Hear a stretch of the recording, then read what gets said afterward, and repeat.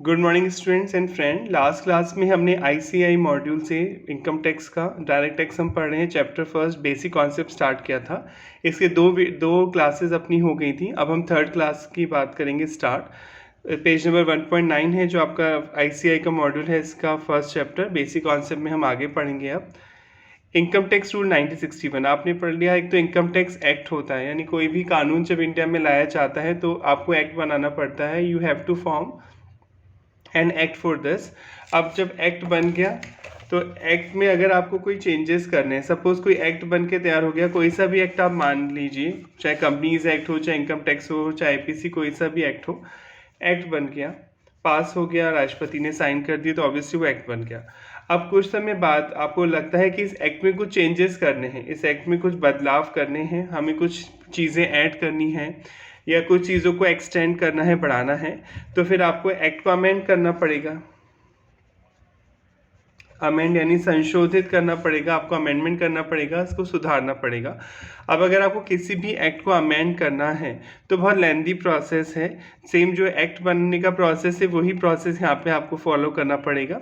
आपको ये एक्ट, जो भी अमेंडमेंट आपने किया है इस एक्ट में, जो इंक्लूड करना चाहती है गवर्नमेंट किसी भी एक्ट में, वो पहले बोथ हाउसेज में पास कराया जाएगा। वही राज्यसभा और लोकसभा में पास होगा ये, उसके बाद ही ये एक्ट में अमेंडमेंट आप करवा सकते हैं। इट मीन्स ये काफ़ी लेंदी प्रोसेस है। किसी भी एक्ट में अगर आपको संशोधन करना है तो एक तो टाइम बहुत चाहिए, क्योंकि हो सकता है कि उस टाइम सत्र नहीं चल रहा हो, सेशन नहीं चल रहा हो, तो फिर आप कैसे अमेंड करवाएंगे? फिर आपको प्रेसिडेंट के पास जाना पड़ेगा।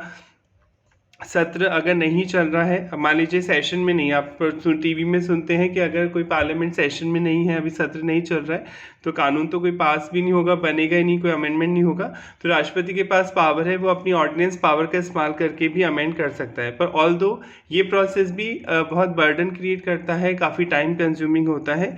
तो गवर्नमेंट पहले से ही जानती है कि एक्ट में टाइम टू टाइम अमेंडमेंट तो हमें करने पड़ेंगे, और सारी चीज़ें अगर हम एक्ट में मेंशन कर देंगे और बाद में हमें कुछ उसे में सुधारना होगा, एक्सटेंड करना होगा, घटाना होगा, कुछ भी अमेंड करना होगा, तो फिर हमें लेंदी प्रोसेस फॉलो करना होगा। इससे गवर्नमेंट क्या करती है, सारी चीज़ें एक्ट में नहीं लिखती है, वो अलग से रूल्स बनाती है। एक्ट के जो प्रोविज़न है उन्हें अप्लाई करने के लिए रूल्स बनाती है। प्रोविज़न में, और आपने कई बार पढ़ा होगा या पढ़ेंगे, एज पर किसी भी सेक्शन में लिख दिया जाता है as per prescribe in rules.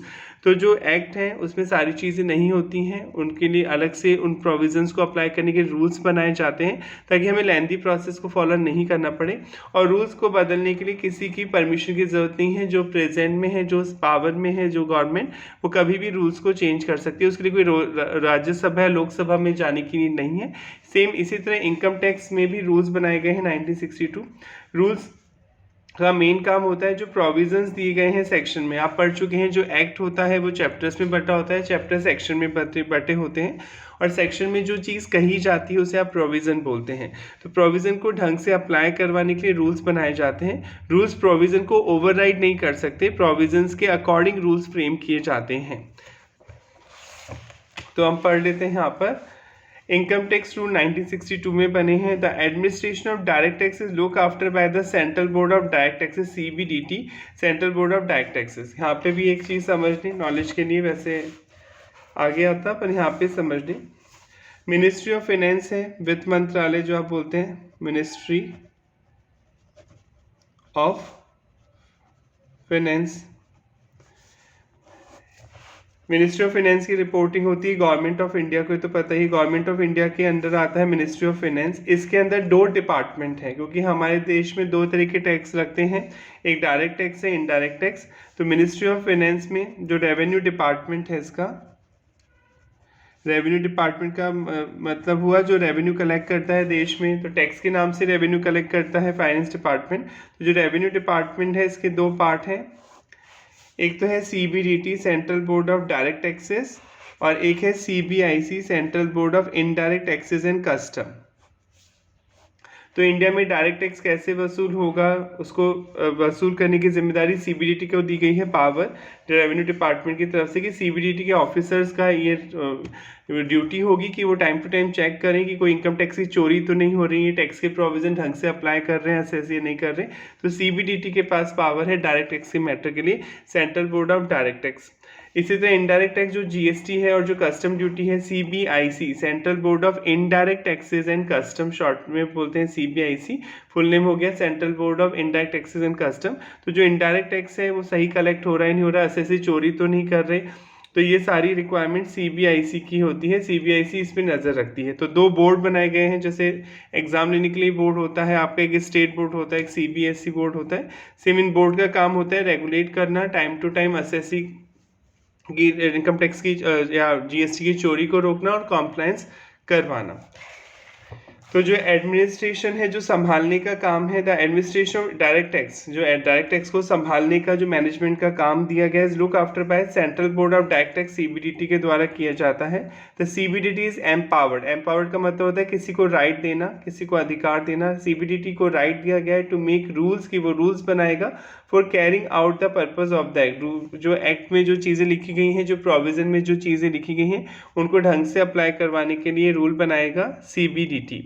For the proper administration of the Income Tax Act 1961, the CBDT frame rule from time to time, समय समय पर CBDT रूल बनाता रहता है। These rules are collectively called Income Tax Rule 1961. In Income Tax Rule 1962 कहा जाता है। Income Tax Act तो 1961 का है और Income Tax Rule 1962 के हैं आपके। सेम वही चीज़ जैसे सेक्शन सब सेक्शन में डिवाइड होता था, रूल भी सब रूल्स में डिवाइडेड होते हैं। Rules also have sub rules, proviso, proviso मतलब एक्सेप्शन और कंडीशन, और एक्सप्लेनेशन स्पष्टीकरण होते हैं इसमें भी। The proviso to a rule और sub rule spell out the exception, proviso का मतलब पढ़ चुके पहले भी, एक्सेप्शन बताते हैं और टू द लिमिट, कंडीशन बता सकते हैं, गाइडलाइन, बेसिस ऑफ वैल्यूएशन, किस तरह से वैल्यूएशन होगा, as the case may be spelled out in the rule और सब रूल में लिखा जाता है। The expression give clarification for the purpose of rule, अगर कोई रूल बहुत टफ है समझ में नहीं आ रहा तो उसको समझने के लिए डिपार्टमेंट टाइम टू टाइम स्पष्टीकरण देता है कि उस चीज़ को आप इस तरीके से समझिए। It is important to keep in mind, ये आपको माइंड में ध्यान में रखना ज़रूरी है, that along with income tax act 1961, अगर आपको इनकम टैक्स एक्ट के साथ साथ these rule should also be study, ये रूल भी आपको पढ़ने होंगे, तभी आप इनकम टैक्स को ढंग से समझ पाएंगे। अगर केवल इनकम टैक्स पढ़ेंगे, रूल नहीं पढ़ेंगे, तो आपको इनकम टैक्स की प्रॉपर नॉलेज नहीं हो पाएगी। तो इनकम टैक्स रूल 1962 भी आपको साथ में पढ़ने पड़ेंगे और टाइम टू टाइम आपकी बुक में आते रहेंगे। मतलब रूल का मेन काम होता है कि जो एक्ट में बातें लिखी गई हैं उसको ढंग से समझने के लिए रूल्स बनाए जाते हैं, कंप्लाई करने के लिए, फुलफिल करने के लिए रूल्स बनाए जाते हैं। वो सारी चीज़ें एक्ट में नहीं लिखी जाती, क्योंकि आपको लॉजिक बताई दिया, क्योंकि एक्ट को अमेंड करना बहुत ज़्यादा मुश्किल हो जाता है बार बार। इसको एक बार और ब्रीफ थोड़ा डिटेल में पढ़ लेते हैं। Income tax rule 1961, generally whenever the word prescribe, कहीं पे भी एक्ट में अगर प्रिस्क्राइब वर्ड लिखा रहा है, इनकम टैक्स एक्ट पढ़ रहे हैं, कोई भी एक्ट पढ़ रहे हो, प्रिस्क्राइब वर्ड लिखा रहा है कि एज पर प्रिस्क्राइब, उस सेक्शन में लिख दिया कि as per prescribe, it means occur in the act, it means as prescribe by rule, यानी उसके लिए रूल में बताया जाएगा कि वो क्या चीज़ प्रिस्क्राइब की गई है।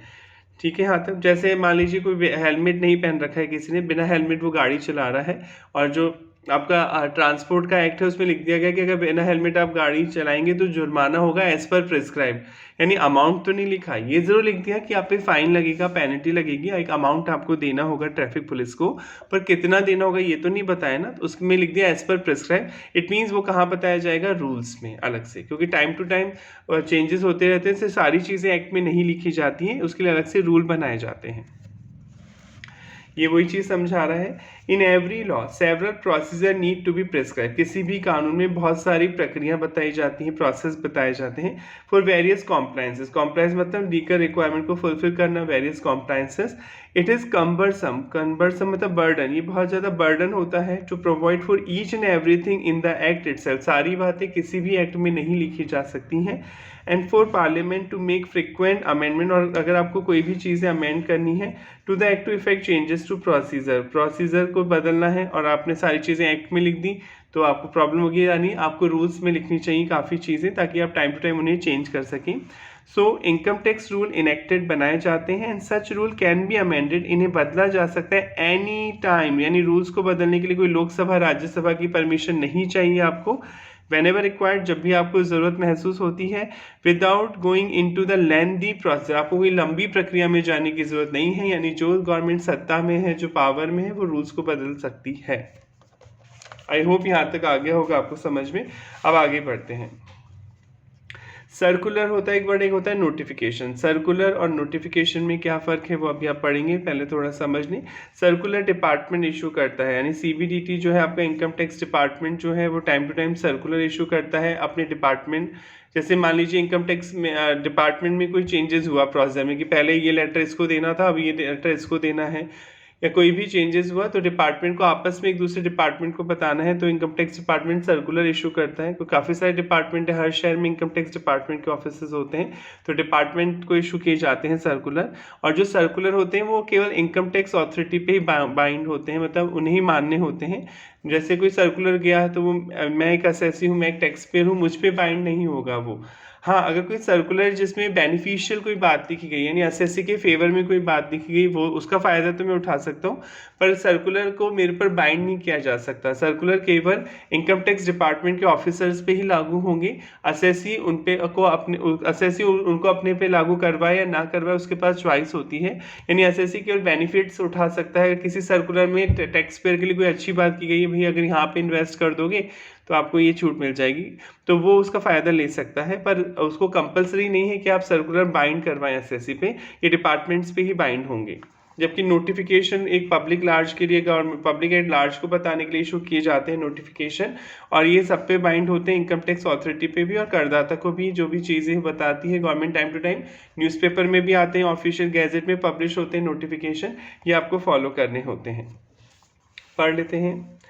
Circular are issued by CBDT, central board of direct tax time to time circular issue करता है from time to time to deal with certain specific problem. कोई स्पेसिफिक प्रॉब्लम है जिसका आंसर एक्ट में नहीं है, रूल्स में नहीं है, तो उसको समझाने के लिए सर्कुलर इशू किए जाते हैं। टू क्लैरिफाई डाउट, अगर कोई डाउट है, संदेह है regarding the scope and meaning of certain provision of the act, कोई भी चीज़ पे आपको डाउट है कि एक्ट में जो चीज़ लिखी गई है ये कहाँ कहाँ अप्लाई होगी, कैसे कैसे अप्लाई होगी, तो डाउट को क्लैरिफाई करने के लिए डिपार्टमेंट सर्कुलर इशू करता है। सर्कुलर इशूड फॉर गाइडेंस, एक तरह से दिशा निर्देश है, गाइडेंस है ऑफ द ऑफिसर और एसएससी, आपको रास्ता दिखाते हैं कि कैसे आपको करना है। The department is bound by circular, देखिए साफ साफ लिखा है डिपार्टमेंट बाउंड होगा, एसएससी नहीं। आपकी चॉइस है, आप अपने उसका बेनिफिट लेना चाहते हैं नहीं लेना चाहते, पर डिपार्टमेंट जो इनकम टैक्स के डिपार्टमेंट और जो ऑफिसर्स इनकम टैक्स डिपार्टमेंट के, उनको तो उसकी बात माननी पड़ेगी सर्कुलर की। While such circular are not binding on the assessee, circular भले ही एसएससी पर बाइंड नहीं होते, एसएससी उनको मानने के लिए जिम्मेदार नहीं है, लायबल नहीं है, पर they can take advantage of beneficial circular. पर कोई बेनिफिट वाली बात की गई है टैक्स पेयर के लिए सर्कुलर में, तो एसएससी उसका फ़ायदा उठा सकता है। यानी सर्कुलर केवल डिपार्टमेंट और उसके ऑफिसर्स और वर्कर्स पे ही अप्लाई होंगे, जो पब्लिक एट लार्ज है, जो टैक्स पेयर उन पे अप्लाई नहीं होते हैं। हाँ, अगर कोई टैक्स पेयर चाहे तो जो सर्कुलर में बात कही गई है उसका बेनिफिट वो ले सकता है। Notification, notification issued by the central government to give effect to the provision of the act, ये नोटिफिकेशन सेंट्रल गवर्नमेंट इशू करती है। बेसिक डिफरेंस हो गया, गवर्नमेंट पब्लिक एट लार्ज को बताने के लिए देती है, ये सीबीडीटी इशू कर रहा है जो अपने डिपार्टमेंट्स को बताने के लिए। The CBT is also empowered to make and amend rule for the purpose of the act by issue of notification। हाँ, अगर CBT रूल बनाने की पावर तो CBDT के पास में ही थी, आपने पढ़ा था ऊपर। तो रूल को अगर कोई चेंज करना है, नया रूल बनाना है, तो वो भी नोटिफिकेशन के थ्रू पब्लिक को बता सकता है। Which are binding on both department and assessee, यानी नोटिफिकेशन गवर्नमेंट भी जारी कर सकती है, CBDT भी जारी कर सकता है। यानी पब्लिक एट लार्ज को जब भी बताना होता है तो नोटिफिकेशन वर्ड यूज़ किया जाता है, और ये ऑफिशियल गैजेट में पब्लिश होते हैं, न्यूज़पेपर में बताए जाते हैं टाइम टू टाइम। तो और ये सब पे बाइंड होते हैं इनकम टैक्स डिपार्टमेंट, उसके एम्प्लॉयज़, और एसएससी जो पब्लिक एट लार्ज है उसे भी इसको फॉलो करना होता है। तो आई होप आपको सर्कुलर नोटिफिकेशन में फ़र्क समझ में आ गया होगा। Next, legal decision of court. कई बार एक्ट में बहुत सी चीज़ें लिख दी जाती हैं, पर एक्ट जब बनता है तो उस परिस्थिति के अकॉर्डिंग बनता है, जो एक्सपर्ट सोच रहे हैं उनके अकॉर्डिंग वो बना दिया जाता है। पर जैसे जैसे परिस्थितियाँ चेंज होती हैं या जब वो एक्ट अप्लाई होता है तो प्रैक्टिकल चीज़ें पता चलती हैं और पब्लिक उससे नाखुश होती है, तो पब्लिक कई बार केस कर सकती है, क्योंकि डेमोक्रेसी है हमारे इंडिया में, एक डेमोक्रेटिक कंट्री है। अगर पब्लिक किसी कानून से खुश नहीं है तो आप कोर्ट में जा सकते हैं, कोर्ट में जाकर केस कर सकते हैं। तो आप कई बार कोर्ट डिसीजन देता है, जो एक्ट में जो लिखा है उसको चेंज करने का भी ऑर्डर देता है कोर्ट, तो कई बार आपको केस लॉ पढ़ने पड़ते हैं। ऑल्दो आपके केस लॉ फाइनल में आएंगे प्रैक्टिकल, जिसमें आपको डीप स्टडी करनी होगी, यहाँ पे केस लॉ नहीं आएंगे। हाँ, कुछ केस लॉ के नाम आप चाहे तो याद रखें, कई बार वो आपके जब आप लिखते हैं अपना आंसर और केस लॉ रेफर करते हैं तो टीचर पे एक अच्छा इंप्रेशन पड़ता है कि बच्चे ने काफ़ी हार्डवर्क किया है। तो कुछ केसेस के नाम जरूर आएंगे कि किस केस में क्या कहा गया, पर ऐसे कोई प्रैक्टिकल सिचुएशन नहीं आएगी कि भाई आप कोई केस उठा के दे दिया, आप उसको एनालिसिस करिए कि इसमें ऐसा क्या क्या करें, कि क्या डिसीजन था, एक्सेट्रा एक्सेट्रा। आपको डीप एनालिसिस नहीं करना है। Case law refer to decision given by court, जो कोर्ट निर्णय देता है उन्हें आप केस लॉ बोल सकते हैं। The study of case law is an important unavoidable part of the study of income tax law, यानी बहुत इंपॉर्टेंट है केस लॉ को पढ़ना, क्योंकि इनकम टैक्स के लिए बहुत सारे केस आ चुके हैं already. It is not possible for Parliament to conceive sorry, it is not possible for Parliament to conceive and provide for all possible issue, की सारी चीज़ें वो एक्ट में पहले ही बता दे कि भाई ये हो सकता है, फ्यूचर किसने नहीं देखा होता। इशू दैट में अराइज इन इम्प्लीमेंटेशन एक्ट, की एक्ट को अप्लाई करने पे क्या क्या प्रॉब्लम आने वाली हैं, ये पहले से नहीं पता होता ना। जब आप चीज़ को अप्लाई करते हैं, प्रैक्टिकल करते हैं, तभी पता चलता है कि ये प्रॉब्लम आ रही है। हैंस द जुडिशरी, जो न्यायपालिका होती है, विल हियर द डिस्प्यूट, जो झगड़े होते हैं उन्हें सुनती है, बिटवीन द असेसी, करदाता और डिपार्टमेंट के बीच में, income tax department CBDT, and give decision on various issue, कई इशूज़ पे कोर्ट ने डिसीजन भी दिए हैं। तो supreme court is the apex court of the country, जो भारत का सुप्रीम कोर्ट है वो सर्वोच्च कोर्ट है। अपेक्स कोर्ट बोलने हैं, सुप्रीम कोर्ट एक ही बात है, सबसे बड़ा कोर्ट है इंडिया का। And the law laid down by supreme court is the law of the land, जो सुप्रीम कोर्ट कानून बनाता है वही इस देश का कानून माना जाता है। The decision given by various high court will apply in respective state, जो हाई कोर्ट होते हैं, हाई कोर्ट स्टेट वाइज होते हैं, तो उनके स्टेट हाई कोर्ट के रूल स्टेट पे अप्लाई होंगे। In which such high court have jurisdiction, जहाँ उस हाई कोर्ट का जुडिक्शन है। जैसे राजस्थान का हाई कोर्ट है तो राजस्थान के लिए डिसीजन देगा। दिल्ली, जो आपका दिल्ली का, उत्तर प्रदेश का, जो भी हाई कोर्ट होते हैं वो अपने अपने जुडिक्शन क्षेत्राधिकार के अकॉर्डिंग डिसीजन देते हैं। यानी जब भी एक्ट बनता है वो कॉन्स्टिट्यूशन के अकॉर्डिंग बनता है। आप कंफ्यूज ना हो इस लाइन को पढ़ के कि सर आप कोर्ट भी एक्ट बनाएगा, नहीं, एक्ट तो कौन बनाएगी, पार्लियामेंट। कॉन्स्टिट्यूशन के अकॉर्डिंग पार्लियामेंट या स्टेट लेजिस्लेटिव आपकी विधानसभा बनाएगी।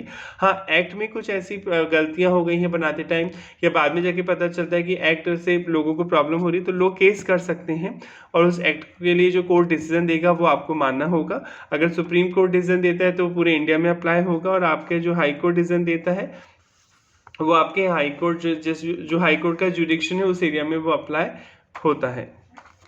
Note: case law are dealt with at the final level. Case law आपके फाइनल लेवल में आएंगे, जब सीए फाइनल में आएंगे तो वहाँ जाके आपको केस लॉज पढ़ने पड़ेंगे। यहाँ पे आपको इतना डीप में एनालिसिस नहीं करना है। वैसे आपको पता ही होगा, पर नॉलेज के लिए फिर हम बता देते हैं ताकि आपकी knowledge time to time update भी होती रहे। मान लीजिए आपको प्रॉब्लम है, आपको किसी पे केस करना है, किसी पे भी केस कर सकते हैं आप, अगर आपको प्रॉब्लम है तो आपको गवर्नमेंट पे केस करना है। सपोज राजस्थान गवर्नमेंट पे केस करना है या सेंट्रल गवर्नमेंट पे केस करना है सपोज, तो आप केस लॉ को जो हम रीड करते हैं, तो जैसे किसी का नाम राम है, राम वर्सेस श्याम, ये लिखा होता है, लॉ को पढ़ते हैं तो राम वर्सेस श्याम मतलब राम ने श्याम पर केस किया है। पहले जिसका नाम आता है वो पर्सन है जिसने केस फाइल किया है, दायर किया है। राम वर्सेस श्याम लिखा है यहाँ पे, राम बनाम श्याम हिंदी में, तो राम ने श्याम पर केस किया है। राम को बोलते हैं एपिलेंट, आवेदक, इसने आवेदन किया है कोर्ट में, केस फाइल किया है। और श्याम होगा बचावकर्ता, रिस्पोंडेंट, ये रिस्पॉन्स करेगा, जवाब देगा राम ने जो भी प्रॉब्लम्स के लिए केस दाखिल किया है। अब मान लीजिए आपको गवर्नमेंट पे केस करना है, तो सर यहाँ पे राजस्थान गवर्नमेंट पे मुझे केस करना है, राजस्थान गवर्नमेंट के किसी डिपार्टमेंट से मुझे प्रॉब्लम है और मुझे राजस्थान गवर्नमेंट के डिपार्टमेंट पे राजस्थान सरकार पे केस करना है। तो यहाँ राम वर्सेस भजनलाल शर्मा जो अभी सीएम है रिसेंटली, उनका नाम आएगा? नहीं, ऐसा नहीं होता। अगर आपको गवर्नमेंट से आप नाखुश हैं तो यहाँ पे Ram versus state of Rajasthan आ जाएगा। पार्टी किसको बनाया जाएगा? स्टेट ऑफ राजस्थान, सीएम को नहीं बनाया जाएगा। तो यहाँ पे नाम आएगा Ram versus state of Rajasthan. और अगर आपको सेंट्रल गवर्नमेंट के किसी डिपार्टमेंट पे केस करना है तो अब ये नहीं आएगा राम वर्सेस मोदी जी, यहाँ पे आ जाएगा, ऐसा नहीं होगा। सेंट्रल गवर्नमेंट के डिपार्टमेंट केस करना है तो गवर्नमेंट ऑफ इंडिया नाम आएगा। आई होप यहाँ तक समझ में आ गया होगा। अगर किसी पर्टिकुलर पर्सन पे केस करना है, इंडिविजुअल कंपनी वगैरह तो टाटा, जैसे Ram versus Tata limited, Ram versus Reliance limited. Government पे केस करना है तो आपके जो स्टेट का नाम है state of Madhya Pradesh, state of UP, state of Rajasthan. और अगर गवर्नमेंट पे, सेंट्रल गवर्नमेंट पे आप केस कर रहे हैं तो Ram versus government of India नाम आएगा। अब इसको हम और डीप में समझ लेते हैं कि अगर बाई चांस केस लॉ आते हैं, थोड़े बहुत केस लॉ तो उसके नाम आपको रीड करने आने चाहिए, तो आप एग्जाम में कैसे रीड करेंगे। जैसे केस लॉ साइटेशन, आप किसी केस को कैसे उच्चारण करेंगे, कैसे पढ़ेंगे। जैसे राम वर्सेस CIT, CIT मतलब कमिश्नर ऑफ इनकम टैक्स। मैं एग्जाम्पल ले रहा हूँ, कोई नाम और भी हो सकता है। 1997 लिखा है ब्रैकेट में 224, ITR 625 और SC। अब सर ये हमें ये तो समझ में आ गया कि ये राम वर्सेस CIT के बीच का केस है। राम ने CIT commissioner of income tax के अगेंस्ट में केस फाइल किया है। अब ये 1997 क्या है, ये उस साल का केस है, ये ईयर बता रहा है किस साल केस दाखिल हुआ था। तो राम को तो एपिलेंट बोलेंगे, आवेदक, क्योंकि इसका नाम पहले आ रहा है, आवेदक हो गया। CIT रिस्पोंडेंट है, कमिश्नर ऑफ इनकम टैक्स इसकी बातों का जवाब देंगे कोर्ट में, बचाव करता हो गया। वो 1987 ईयर है जिस साल का ये केस है। अब ये 224 क्या है, एक वॉल्यूम है, मतलब मैगजीन पब्लिश होती है, वॉल्यूम, बुक के वॉल्यूम होते हैं ना, वॉल्यूम 1, जैसे आपका ही मॉड्यूल है income tax, module 1 volume 1 volume 2 है। ऐसे ही उस ईयर का जो वॉल्यूम है, बुक्स पब्लिश होती हैं, केस लॉ पब्लिश होते हैं कि इस केस में क्या क्या डिसाइड हुआ इस साल। तो 224 वॉल्यूम, देखिए कितने ज़्यादा वॉल्यूम पब्लिश हुए, 1 2 3 4 5, बहुत ज़्यादा वॉल्यूम मात्रा। 224 वॉल्यूम ये जर्नल है जो पब्लिश होती है, जिसमें कोर्ट के डिसीजन होते हैं। 224 ITR, ये जर्नल का नाम है। ITR मतलब income tax report, full form ITR income tax report, उसमें इनकम टैक्स रिलेटेड मैटर होते हैं। ITR हो गया नेम ऑफ जर्नल। 625 जर्नल का पेज नंबर हो गया, ये तो वॉल्यूम नंबर हो गया। पेज नंबर जैसे ये आपका, अब मैं पहला वॉल्यूम पढ़ रहा हूँ आपका ICI का, तो ये तो वॉल्यूम नंबर 1 हो गया, और ये पेज नंबर इसका 10 हो गया। तो सेम ये जो 625 है ये पेज नंबर है, पेज ऑफ जर्नल। और ये SC का मतलब है यहाँ पे सुप्रीम कोर्ट, SC लिखा है तो ये सुप्रीम कोर्ट है। अगर हाई कोर्ट होता तो यहाँ स्टेट ऑफ राजस्थान या स्टेट ऑफ यूपी लिखा था। किसी स्टेट का नाम लिखा है लास्ट में ब्रैकेट में तो वो हाई कोर्ट का डिसीजन है, और अगर SC लिखा है तो वो सुप्रीम कोर्ट का डिसीजन है। आई होप अब आपको पढ़ना आ गया होगा यहाँ तक, ऐसे केस लॉ को रीड करना। राम मतलब जिसका नाम पहले आ रहा है उसने केस दाखिल किया है, केस फाइल किया है, सूट फाइल किया है, तो राम हो गया एप्लीकेंट। जिसके अगेंस्ट में क्या है उसका नाम आएगा वर्सेस CIT। 1997 का केस है। 224 वॉल्यूम ऑफ जर्नल है, जो मैगजीन पब्लिश होती है, इसमें केस लॉज आते हैं, उसका वॉल्यूम नंबर है। ITR मैगजीन का नाम है, इनकम टैक्स रिपोर्ट। 625 उस वॉल्यूम का पेज नंबर हो गया, और ये सुप्रीम SC लिखा है ब्रैकेट में तो सुप्रीम कोर्ट का डिसीजन है। और किसी स्टेट का नाम लिखा है, जहाँ स्टेट ऑफ राजस्थान होता है या स्टेट ऑफ MP, तो वो हाई कोर्ट का डिसीजन होता। अब मान लीजिए सर मुझे किसी पर केस करना है, मुझे भी किसी पर केस फाइल करना है, तो मैं सीधे सुप्रीम कोर्ट जा सकता हूँ या पहले मुझे हाई कोर्ट जाना होगा? नहीं। अगर आप किसी पर केस फाइल करना चाहते हैं, किसी भी पर्सन पे आपको प्रॉब्लम है, आप उसके खिलाफ मुकदमा दाखिल करना चाहते हैं, केस फाइल करना चाहते हैं, तो सबसे पहले आपको लोअर कोर्ट जाना होगा, निचली अदालत लोअर कोर्ट में फाइल करना होगा। लोअर कोर्ट में केस फाइल करना होगा। लोअर कोर्ट यानी आपका सेशन कोर्ट, जिला न्यायालय। आप सेशन कोर्ट में जाएंगे, सेशन कोर्ट में केस दाखिल करेंगे। अगर सेशन कोर्ट में हार जाते हैं आप, और फिर आपको लगता है कि अभी भी आपके साथ इंजस्टिस हुआ है, तो आप अपील कर सकते हैं हाई कोर्ट में। सबसे पहले तो सेशन कोर्ट में जाएंगे, जो आपका जिला न्यायालय है जहाँ पर उसका जो कोर्ट है, सेशन कोर्ट, लोअर कोर्ट, उसमें फाइल करेंगे। उसके बाद अगर आप हार जाते हैं, आपको अभी भी लगता है कि आपके साथ इंजस्टिस हुआ है, गलत हुआ है, तो आप अपील कर सकते हैं, हाई कोर्ट में जा सकते हैं। हाई कोर्ट जो एक स्टेट में एक ही होता है, तो हाई कोर्ट में आप अपील कर सकते हैं। राजस्थान का जो हाई कोर्ट है वो जोधपुर में सिचुएटेड है, तो आप जोधपुर न्यायालय में जा सकते हैं, हाई कोर्ट में अपील कर सकते हैं। अगर आप हाई कोर्ट में भी हार जाते हैं और फिर भी आपको लगता है कि नहीं गलत हुआ है, तो आप सुप्रीम कोर्ट जा सकते हैं। सुप्रीम कोर्ट आप जा सकते हैं। सुप्रीम कोर्ट में आप भी अगर आप हार जाते हैं तो फिर आपको घर बैठना पड़ेगा, फिर आप कहीं नहीं जा सकते, क्योंकि सुप्रीम कोर्ट का जो डिसीजन है वो सबको मानने होगा, चाहे वो आपके अकॉर्डिंग गलत ही क्यों ना हो, क्योंकि सुप्रीम कोर्ट का जो जस्टिस है वो सबको मानने होता है, सबको मानना पड़ता है। तो सबसे पहले आप लोअर कोर्ट में जाएंगे, लोअर कोर्ट के बाद आप हाई कोर्ट के बाद सेशन कोर्ट। सर क्या मैं सीधे सुप्रीम कोर्ट, क्या मैं सीधे सुप्रीम कोर्ट नहीं जा सकता? जनरली तो आप नहीं जा सकते, क्योंकि प्रोसेस तो आपको वैसे ही फॉलो करना होगा। लोअर कोर्ट यानी सेशन कोर्ट, फिर हाई कोर्ट, फिर सुप्रीम कोर्ट। पर अगर आपको लगता है कि आपके फंडामेंटल राइट का वायलेशन हो रहा है, फंडामेंटल राइट्स जो आप पढ़ते हैं,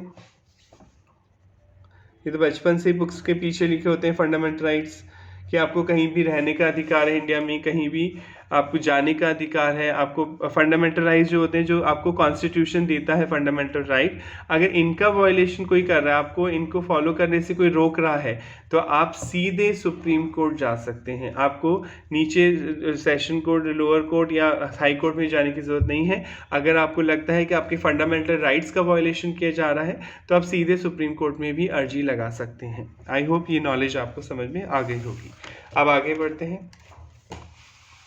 नेक्स्ट टॉपिक है आपका charge of income tax. Heading से पता चल रहा है इनकम टैक्स चार्ज। चार्ज मतलब ऐसा आप क्या करें कि आप पे इनकम टैक्स की लायबिलिटी इंकर्ड हो जाए, सबसे चार्ज लग जाए। इनकम टैक्स चार्ज मतलब आप पे चार्ज किया जाए, आपसे लिया जाए।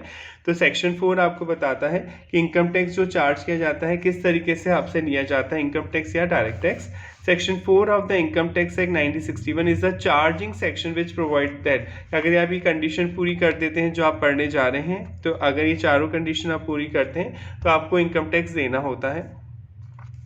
Tax shall B charge at the rate prescribe for the year by annual finance act. अपने लास्ट क्लास में पढ़ लिया था, जो बजट आता है इनकम टैक्स की रेट उसमें बता दी जाती है, जो बाद में फाइनेंस एक्ट बन जाता है। और the income tax act 1961 both, या तो फाइनेंस एक्ट में लिखी होती है, इनकम टैक्स एक्ट में लिखी होती है, दोनों में लिखी होती है। तो वो रेट आपको जो इनकम टैक्स देना है जिस रेट से, वो आपको फाइनेंस एक्ट में मिल जाएगी या इनकम टैक्स एक्ट में मिल जाएगी।